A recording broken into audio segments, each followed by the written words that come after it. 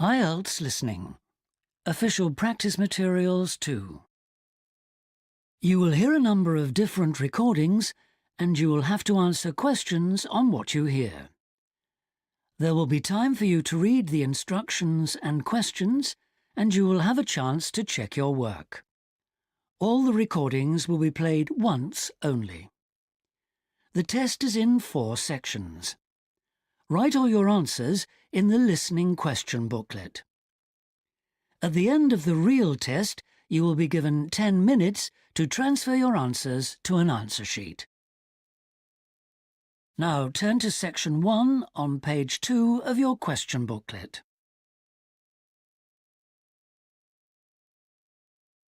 Section 1. You will hear a conversation between a customer and a booking officer at a theatre. First, you have some time to look at questions 1 to 4 on page 2.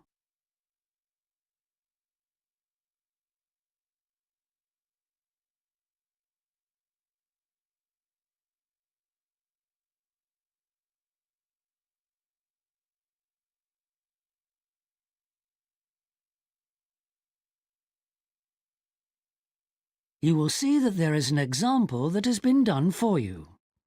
On this occasion only, the conversation relating to this will be played first. Hello, Theatre Royal Plymouth?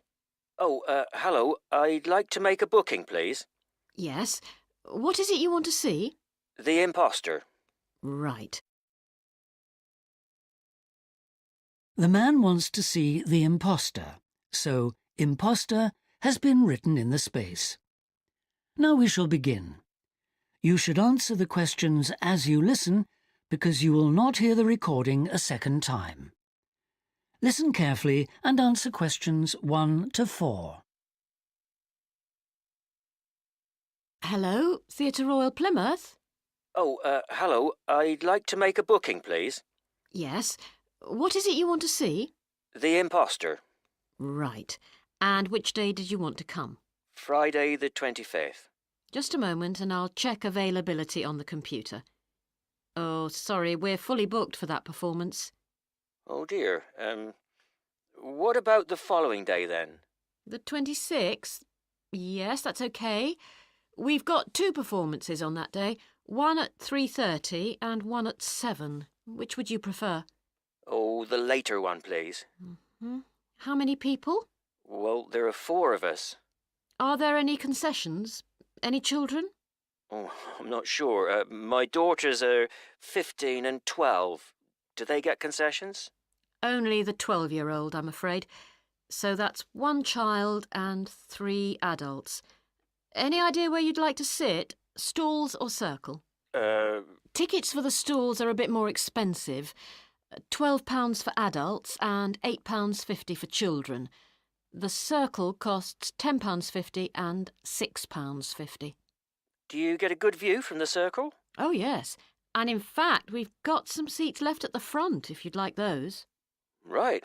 We'll go for those then. Right, that's seats A21 to 24 then. They're very good seats. That sounds fine. So let's see, that comes to £38 altogether for the tickets. How do you want to collect them? Shall I put them in the post? They'd be sent today by first-class mail and there'd be an additional charge of £1 to cover postage and administration. Or do you want to get them from the box office yourself? Oh, yes. Could you send them, please? No problem. That'll be £39 altogether.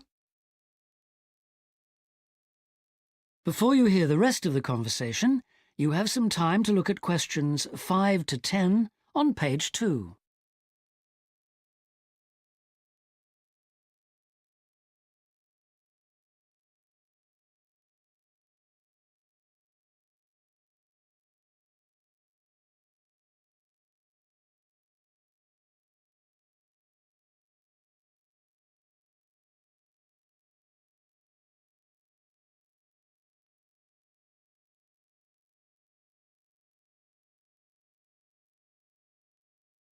Now listen and answer questions 5 to 10. Could I just take your card details? What kind of card is it? Visa? Switch? MasterCard. OK. And the number? It's 3290 5876 4401 2899. 2899. OK. And the name on the card, please? It's Mr. J. Whitton. WHITTON. N for never or M for mother? N for never. Thank you. And now I've nearly finished, but I just need your address and postcode. Yes, it's 42 South Street, OK. Is that Plymouth? London. And the postcode? It's SW2 5GE. That's fine then.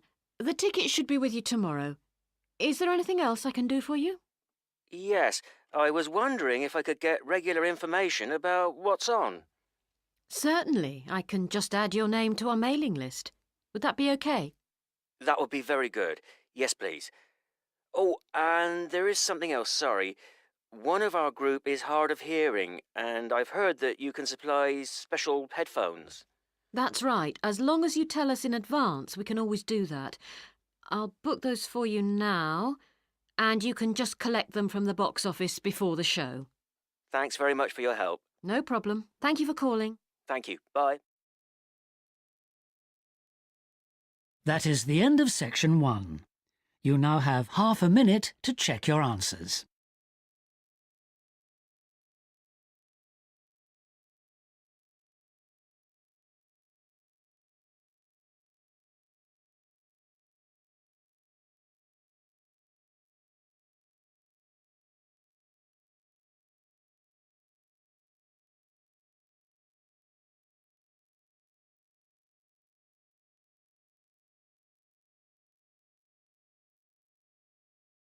Section 2.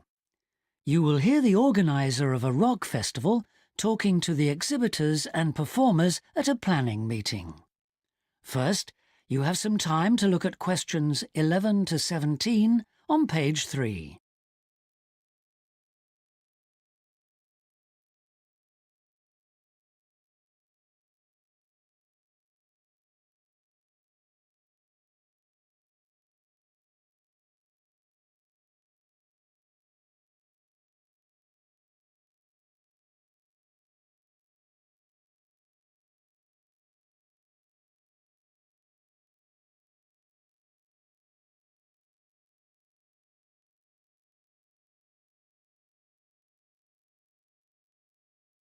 Now listen carefully and answer questions 11 to 17. Good evening, everyone. I'm glad you could all make this planning meeting for what promises to be the biggest and most colourful free rock festival ever held in the South East. So whether you're a performer, a craft exhibitor or an artist, we all extend a big welcome to you. Could we turn first to the plan so I can familiarise you with the layout of the site, which, as you know, is an old football stadium. We're really lucky to have so much space this year. You can see the main gate at the bottom of the plan. Have you found it? That's where most visitors will enter. It's also the entrance for those taking part in the craft fair. We've set the stalls just inside the gate on the left in a circle. If you walk straight ahead from the gate along the path without turning right, you'll come to some steps up to the football stadium. On the left of the steps is the fringe stage. This is for alternative artists. They include folk singers, poets and other acts which are more suited to a smaller stage. And they should also enter by the main gate. On the opposite side of the steps is a restaurant, and adjoining that is the main festival information point. Here you can get extra programmes and up-to-the-minute information about events, and you can discuss any last-minute problems, although we hope everything will be running smoothly when the festival opens. Coming back to the plan, you go up the stairs to the stadium.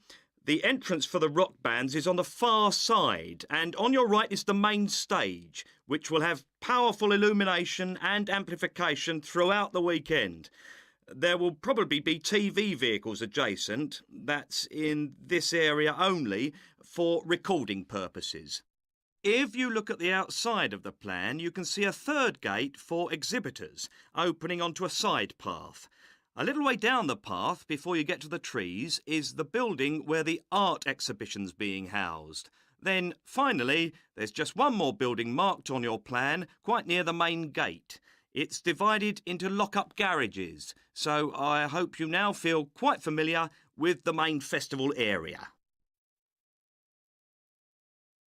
Before you hear the rest of the talk, you have some time to look at questions 18 to 20 on page 4.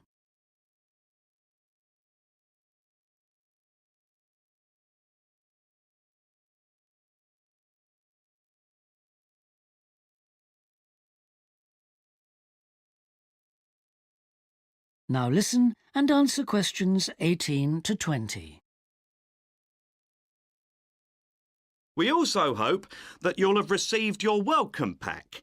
In it, you should find 2 parking tickets for yourself and anyone assisting you, an armband to indicate that you are an official visitor, one of our brilliant yellow badges with the new festival logo, a festival programme, and several sheets of information that we'd ask you to study carefully before the event. Please could you note that all setting up of stalls, displays and so on should be completed by 9:30 a.m. and that, unfortunately, we won't be able to allow any vehicles to enter the festival area after that time. Yeah, it's a big site, but even a few vehicles parked in the wrong place can block the paths. With crowds of people, and we are expecting several thousand, this can merely be a nuisance, but if there's an emergency and access for an ambulance is blocked, the situation will become not just annoying, but also dangerous. And don't forget, it could be your mother or your child who needs help. Several exhibitors and craftspeople have asked us if any provision can be made for overnight storage of tables, chairs and display items rather than having to take them home and bring them again. We're pleased to say that a limited amount of space has been made available in the building near the main gate. You'll be issued with a yellow ticket to reclaim your property, similar to the red parking tickets, so do check you bring the right one. But please understand that this is entirely at your own risk, as we can take no responsibility for items lost or damaged. I think that's all I have to say at this point, but thank you all for your attention. That is the end of section 2. You now have half a minute to check your answers.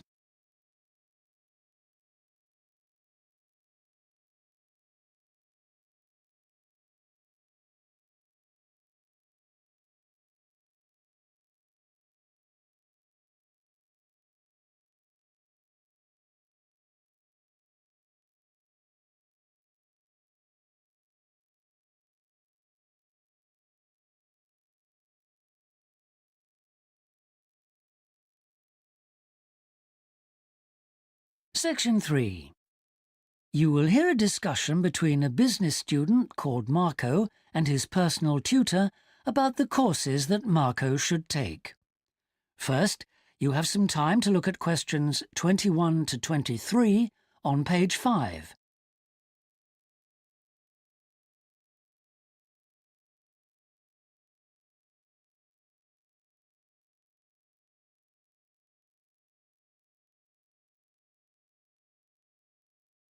Now listen carefully and answer questions 21 to 23. Hi, Marco. Come in. Thanks. I've got a bit stuck trying to select courses for next semester. Could you help me, please? Of course. Sit down. Oh. First of all, most people just go for the areas of business that they're interested in. But even if something doesn't look very stimulating, it's important that you can use it once you get a job. It's not much good choosing areas that aren't going to be helpful later on. Right. I want to go into management, so I'll need to think about that. And should I start specialising in a particular area yet? I don't think that's wise at this stage. It's better to aim for a wide variety of subjects, especially as management covers so many possibilities. You shouldn't be limiting your choices for later on. Yes, I see. You should also look at how the course is made up. Will you have regular seminars and tutorials, for example, as well as lectures? OK. Some of the lecturers are quite big names in their fields, aren't they? Mm-hmm. Should I aim to go to their courses? Well, remember that the lecturers who aren't well known may still be very good teachers. I'd say we have a consistently high standard of teaching in this department, so you don't need to worry about it. Before you hear the rest of the discussion, you have some time to look at questions 24 to 30 on pages 5 and 6.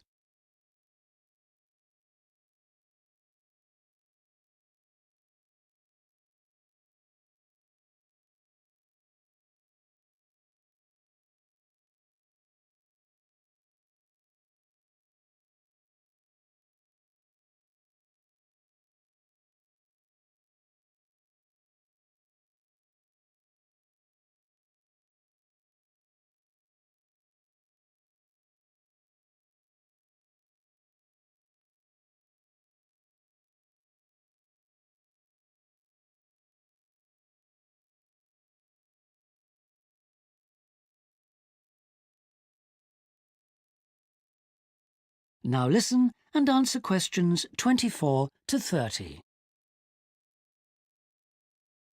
Good. Well, that's a great help. Now, last time we met, you mentioned doing team management, didn't you? That's right. I'm still quite keen on the idea. Mm-hmm. The trouble is that because of changes in the content of various courses, team management overlaps with the Introduction to Management course you took in your first year. Oh. So what you learned from it would be too little for the amount of time you'd have to spend on it. I'll drop that idea then. Have you had a chance to look at the outline I wrote for my finance dissertation? I left it in your pigeonhole last week. Yes. Why exactly do you want to write a dissertation instead of taking the finance modules? It'll be pretty demanding. Well, I'm quite prepared to do the extra work because I'm keen to investigate something in depth, instead of just skating across the surface. I realise that a broader knowledge base may be more useful to my career, but I'm really keen to do this. Right.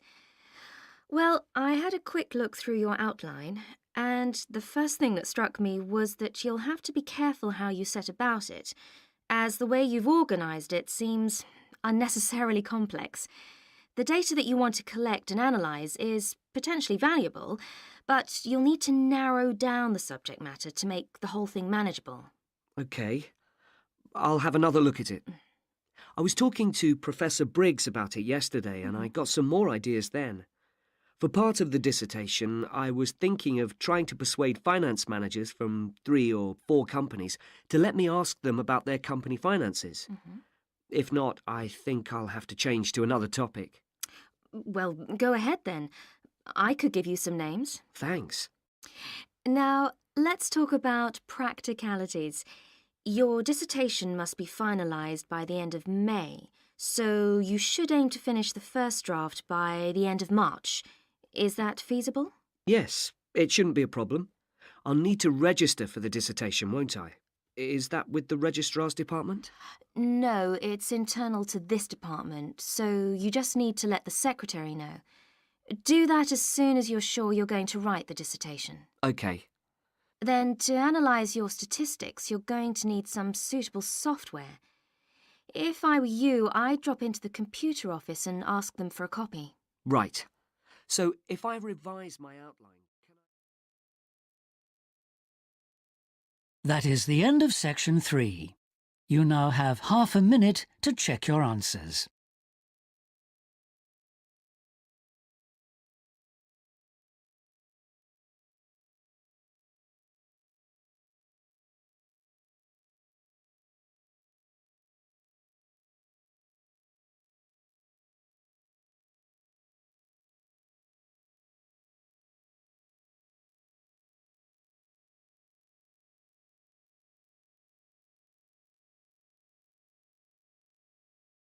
Section 4. You will hear a talk about a research project on the tiger shark. First, You have some time to look at questions 31 to 40 on pages 7 and 8.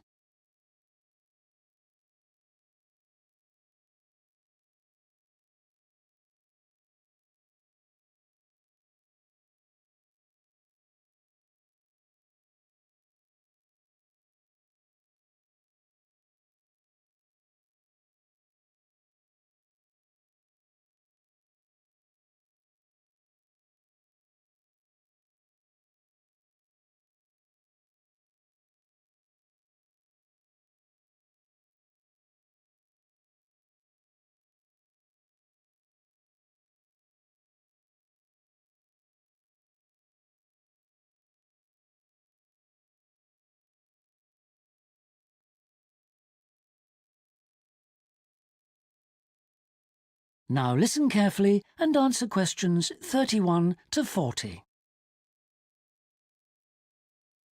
Good morning, everyone.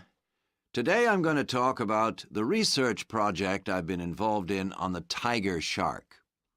First of all, some background information. The tiger shark, also known as the leopard shark, is often thought to have got its name from its aggressive nature. But in actual fact, it's called that because it has dark bands similar to those on a tiger's body. It is a huge creature, growing up to lengths of 6.5 meters.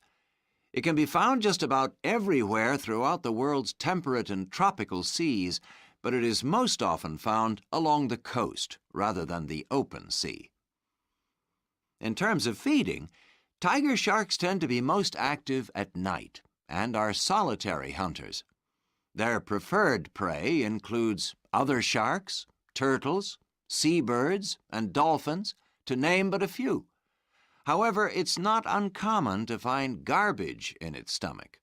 This is because it tends to feed in areas such as harbors and river inlets, where there is a lot of human activity. Now to the project itself. We are particularly interested in some studies that have been done in the Rain Island area. Observations here have shown that there is a large population of tiger sharks present in the summer during the turtle nesting season. However, during the winter months the sharks disappear. So we decided to do some of our own research there.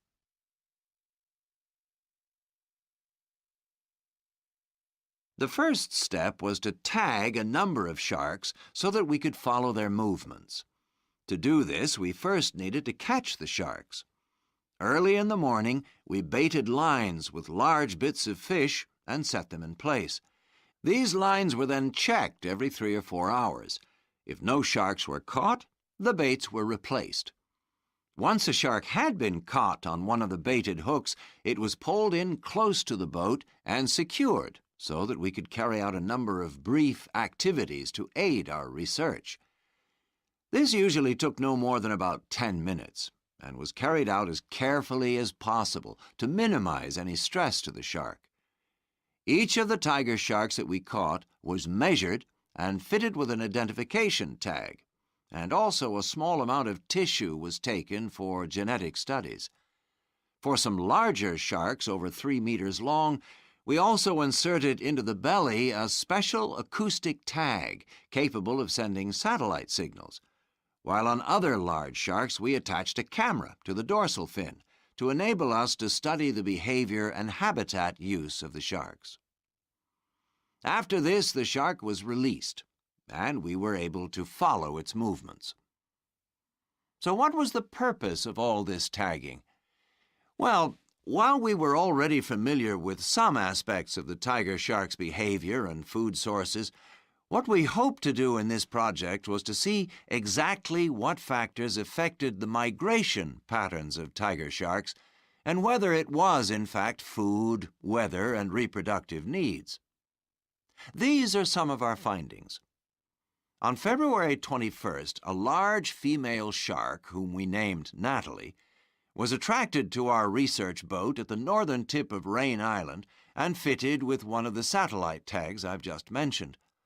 No transmissions were received from Natalie between April 2nd and April 29th, indicating that she didn't surface to feed during this period. The area in which she was last reported is very shallow, suggesting that she may have changed her feeding preferences during this period to focus on prey found on the sea floor. We also made a number of other discoveries, thanks to the various transmitters we used. It seems that tiger sharks move back and forth between the ocean floor and the surface quite often. This may help the sharks conserve energy while they swim, but it probably also helps them hunt, since this movement back and forth maximizes its chances of not being detected by its prey until the last minute. So far, our findings have not been conclusive. However, we have gained some very interesting insights into the behavior of tiger sharks and are now hoping to develop our research further. That is the end of section 4. You now have half a minute to check your answers.